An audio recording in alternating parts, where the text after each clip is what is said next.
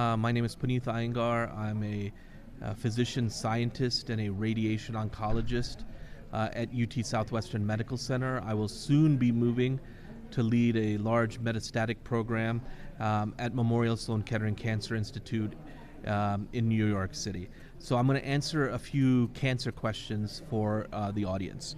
The first question is telling us about any new advances in cancer treatment that are currently being developed or tested. I gave a talk today. I think immunotherapy is here to stay. I think the immunotherapy is the use of drugs to enhance our immune system to fight against cancer. I think it's being leveraged and utilized in many different types of cancer, and I think it's going to be very helpful. I think another very exciting area is being able to monitor and detect cancer from patient blood samples. So there's technology being developed that will allow us to take a sample of blood and be able to tell if a patient has a specific type of cancer and whether that cancer has specific mutations that can receive a certain treatment. So I think these are two of the very exciting areas, and certainly the idea of utilizing data and collecting more data on patients to optimize treatment is definitely one of the high-level advances. The second question here is improvements in cancer therapy. I think I helped kind of answer that in the first question. I think immunotherapy, enhancing the immune system to attack the cancer, whether it's through a drug, through infusional administration into your blood vessels, or whether it's a vaccine approach. I think immunotherapy, or the enhancement of the immune system to attack cancer, is an important area. I think targeting specific mutations that cancers have with what we call targeted therapy is a very important area. And I think the integration of medications like immunotherapy as well as treatments like radiation and surgery, and combining the three will be very important in managing cancer that is spread to different parts of the body. The third question, what advice do you give people who may have been diagnosed with cancer and are navigating treatment options? An excellent question. Number one, do not lose hope. Patients with cancer can live a long time. The earlier the stage of cancer, the longer they can live. Even patients with the most advanced cancer can live a number of years. So do not, number one, lose hope.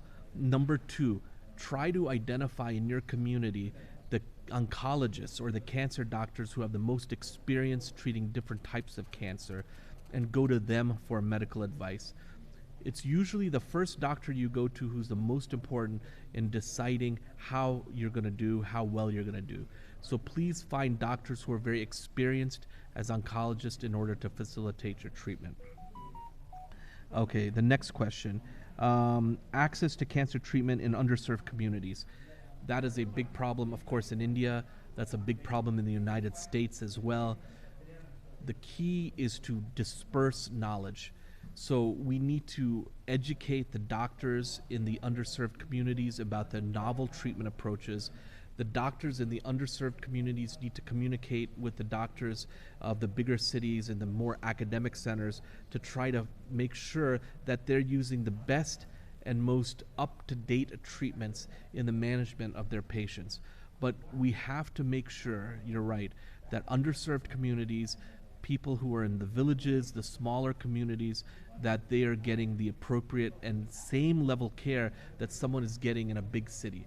That is what we need to do for all of humanity and all of society. Next question. Clinical trials. Okay, so clinical trials. The next question is, can there be some lifestyle modifications that can help? I tell all my patients to be as active as possible, to get a lot of exercise while you're getting the therapies. That will help you overcome any of the side effects of the therapies. That will also help you recover from the therapies faster, and in some ways may help the therapies do better. So I think lifestyle modification with respect to being active, stopping doing things that cause the cancer, such as use of tobacco products, and a healthy diet is key to improving our treatment outcomes.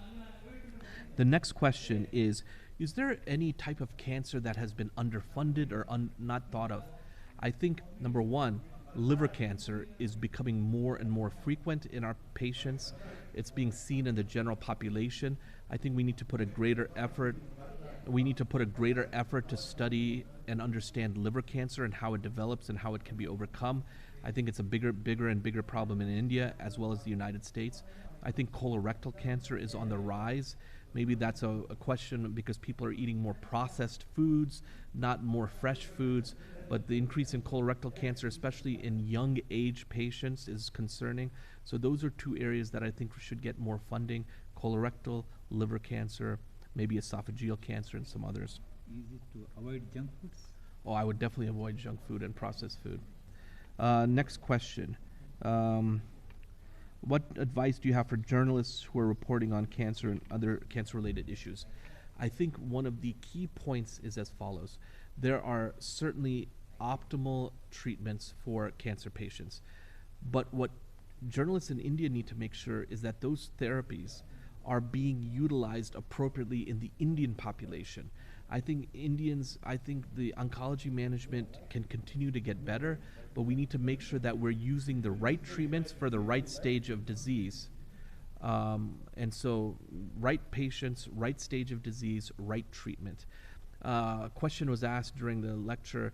Sometimes patients with advanced disease are told that they're not eligible for a certain treatment. I think most advanced patients should be eligible for the most advanced treatments because they can help them the most. So that's what I would say. The other thing I would say is that you could continue to comment on making sure that everyone gets the same level of care. And then the last thing is, how can we public support cancer research and advocacy? We need to tackle cancer head on. We need to not be scared and have a stigma about cancer diagnosis. We need to understand that what I try to do with my patients is tell them that I'm converting lung cancer into a chronic illness.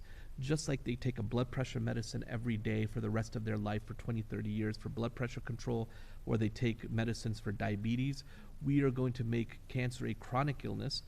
Every few years they may need a certain treatment, but we want to keep them alive for 5 years, 10 years, 15 years, 20 years. And that means every few years they may need a certain treatment, but that's okay. But we're making cancer instead of a disease that kills people rapidly, one that kills people only at the end of their life at old age. And so that is what I think we need to really aim for. Thank you very much.